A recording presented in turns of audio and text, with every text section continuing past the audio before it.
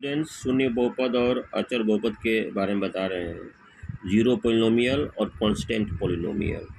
जब जैसे अगर मान लिया 0 × x², 0 × 2, जब सबका गुणांक 0 होता है तो उसे हम लोग कहते हैं शून्य बहुपद।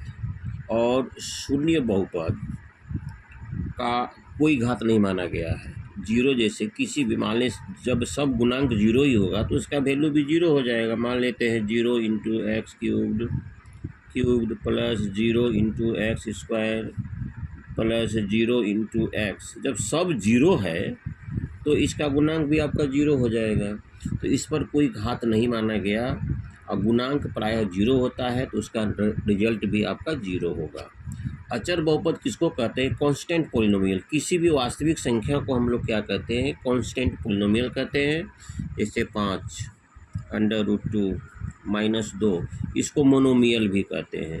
अब रह गई बात कि इसको 0, इसको हम लोग अचर बहुपद का घात 0 क्यों मानते हैं?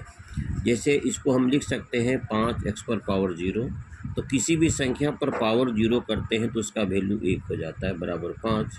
जैसे 2 × 2 आपका क्या है? तो -2 × x⁴ करेंगे तो फिर आपका -2 ही प्राप्त होगा।